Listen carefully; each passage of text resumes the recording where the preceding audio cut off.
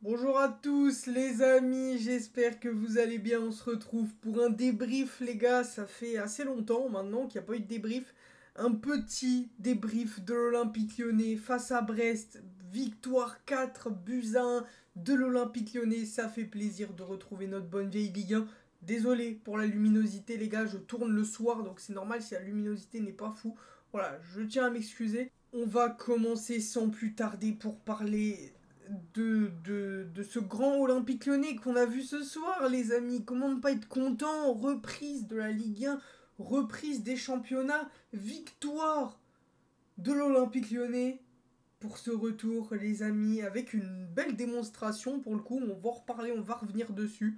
Mais en tout cas, dans l'ensemble, c'était un très très bon match de la part de l'OL. Donc ça fait plaisir, ça fait très plaisir et on va analyser tout ça.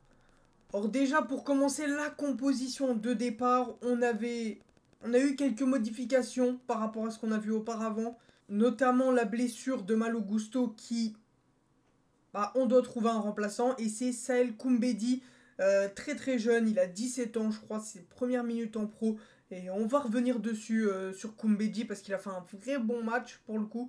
Pour sa première titularisation, c'est vraiment encourageant et il a fait le travail. Voilà, absence de Malo Gusto qui est blessé, Koumbedi qui vient le remplacer. Il fait une perf très encourageante, honnêtement.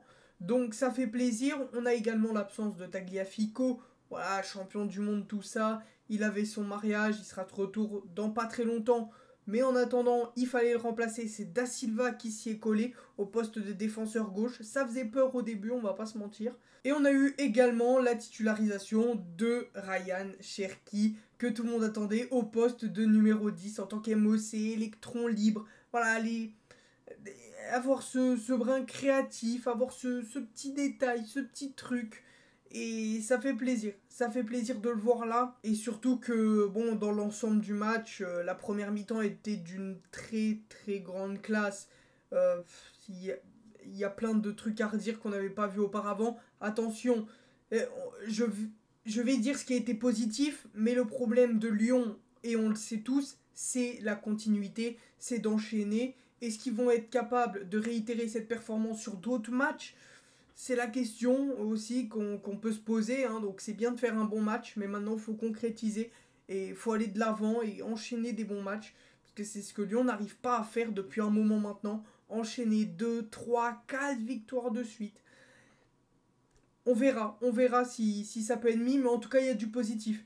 Du jeu en mouvement, techniquement très au point. On a vu Karl Toko Ekambi enchaîner des petits gris-gris. On a vu Tété aussi également très très en forme. On a vu Cherki également, Cacré, voilà, et j'en passe. Techniquement, c'était vraiment au point. Des combinaisons, des 1-2, des remises, voilà, des combinaisons. Un volume de course beaucoup plus important que sur les matchs précédents. Des joueurs qui t'envoient un volume de course considérable, qui courent un peu partout, notamment Maxence Cacré, comme on l'a vu. On a vu Cherki faire des retours défensifs. Enfin, voilà, en termes de volume de course, on peut faire mieux. Physiquement, on peut faire mieux. Mais c'était quand même mieux que les précédents matchs qu'on a vus. Après, c'est le retour. Tous les joueurs sont en forme. Va falloir concrétiser sur les matchs à venir maintenant. Et on verra. Des occasions franches, parce que c'est pas juste une possession de balle stérile où t'as pas d'action. Non. Non, non, non, non. C'était pas du tout ça dans cette première mi-temps. Tu te crées des occasions. Je crois que tu as 8 frappes, même plus, au terme de la première période, dont 6 tirs cadrés, je crois. Donc c'est vraiment très propre. Et c'est rare de voir Lyon autant tirer au but.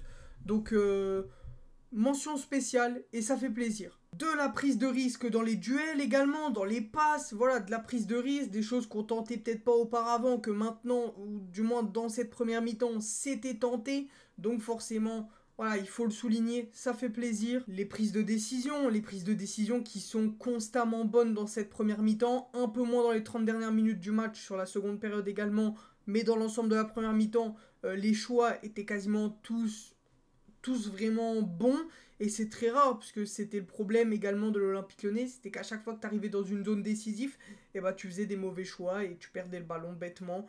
Et enfin, voilà, il faut quand même le mentionner, c'est des petits détails, mais c'est des petits détails qui comptent, donc ça fait plaisir. Mais quelques défauts malgré tout, puisque malgré une victoire 4-1, il y a quand même des petites choses à retenir. De négatifs, défensivement un peu bancal à certains moments, notamment Da Silva qui a fait un très bon match. Voilà, je tiens à le mentionner puisque c'est rare que je dise ça, je l'avais taillé même avant le match qui commence. Mais faut le mentionner, il fait un très très gros match. J'ai trouvé aussi qu'à certaines pertes de balles au milieu de terrain, il y avait un gigantesque trou entre le milieu et la défense.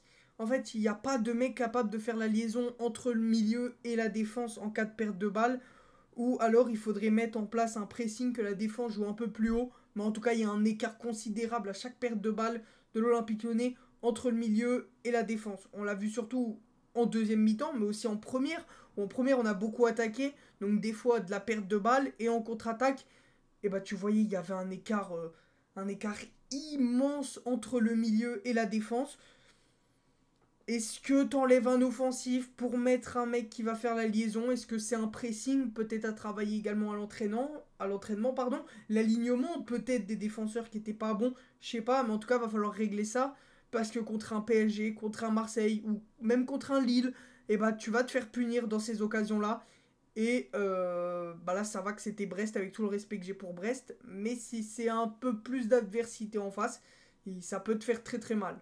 Et aussi pour le point négatif que je tiens à redire les gars, c'est le relâchement après le but. Voilà, le relâchement après le but. Tu dois pas. Tu peux pas marquer et juste après te relâcher en te disant c'est bon, on a fait le job, on a marqué un but, il y a un 0 contre Brest. Non, ça marche pas comme ça marche pas comme ça, il faut être au niveau tout le temps. Et là, t'as eu 8 minutes de relâchement où pendant ces 8 minutes, bah t'as pris un but. Et voilà, et c'est l'OL va devoir travailler également sur ça, c'est apprendre à subir. Les grosses équipes savent subir, l'OL ne sait pas subir. Dès qu'on subit, on se prend un but. Donc il faut remanier à tout ça et que ça se produise plus ces sautes de concentration pendant 8 minutes où tu te prends un but parce que parce que là encore une fois que ça va que c'est Brest mais contre un Marseille ou quoi en 8 minutes tu peux en prendre deux. Donc voilà, il faut se remettre dedans directement et même si tu as marqué un but, le match n'est pas fini. Donc il faut continuer à jouer et pas se laisser avoir bêtement ou je ne sais quoi. Mais voilà, fallait en parler. Une très très grosse première mi-temps de la part de Cacré comme je l'ai mentionné plus tôt. Mais voilà, pour les points négatifs, c'est vraiment les deux que j'ai relevés. Défensivement, des fois, t'es un peu tête en l'air, un peu pensif. Signali, Diomandé, des fois, on l'a vu un peu pas hyper serein non plus. Loukeba qui fait son travail. Mais attention aux petits moments de relâchement et surtout entre l'écart à la perte de balle, entre l'écart entre le milieu de terrain et la défense qui, moi, m'a grandement marqué. Donc j'espère que ça va être travaillé pour le prochain match. Une deuxième mi-temps beaucoup moins en maîtrise pour l'OL, des occasions concédées, des tirs concédés, des buts concédés également. Une OL beaucoup moins en maîtrise de son sujet, beaucoup moins en maîtrise du ballon, moins d'occasions créées, de la fatigue, mais aussi beaucoup d'entrants. Donc voilà, il peut y avoir ce truc c'est les entrants qui rentrent, il y a des changements de poste, donc ça peut jouer aussi. Ça peut jouer aussi. Maintenant, va falloir voir contre les gros matchs, puisqu'il faut que nos joueurs enchaînent aussi. Hein. Les changements, c'est bien beau, mais il faut que nos joueurs titus prennent leur responsabilité de jouer quand même 90 minutes pour certains, puisqu'il y a des changements qui se font vraiment. C'est pas bancal, mais tu vois que les changements ça perturbe un peu le système quand même, où tu concèdes plus d'occasions, pardon. Donc voilà, il va falloir remédier à ça et faire quelque chose pour plus concéder autant d'occasions. Pour les top et flop, top, je mettrai Koumbedi quand même pour sa première titularisation, pardon, 17 ans, voilà, je tiens à le mettre en avant. Da Silva aussi, que je m'attendais pas à un tel niveau, bon, il a pas fait un. Ah, c'est pas Sergio Ramos Prime, mais ça fait plaisir de le voir comme ça. Et top également Maxence Cacré, Ryan Cherky, voilà. Carl Toko Ekambi qui a pas fait un mauvais match également. Je pense que voilà, je les ai cités, j'en ai cité plein. Mais voilà, il fallait citer Maxence et Ryan, les gars. C'est quand même, voilà, on est content en tant que Lyonnais. C'est des joueurs qui viennent du centre de formation, tout ça. Donc on est content pour eux. Et pour les flops, je mettrais les sautes de concentration, hein. Les sauts de relâchement pendant 8 minutes, c'est pas normal. C'est pas normal que tu te relâches pendant 8 minutes. Et même si la deuxième période est moins bien, elle est pas non plus désastreuse. Mais c'est surtout sur les 8 minutes de relâchement en première période où je tiens à vraiment taper du poing sur la table. Et j'espère que ça va vite être géré et qu'on va savoir rester concentré pendant tout un match. Ça serait bien. Merci à tous d'avoir suivi cette vidéo débrief. Les gars, on continue les débriefs de l'Olympique Lyonnais, des autres matchs. J'aurais bien aimé vous faire un débrief de Paris, mais je peux pas. C'est en même temps que Lyon. Donc, priorité à l'Olympique Lyonnais, bien évidemment. Prenez tous soin de vous. Portez-vous bien. Des bisous, à la prochaine pour une nouvelle vidéo. Prenez soin de vous. Des bisous. Bye tout le monde.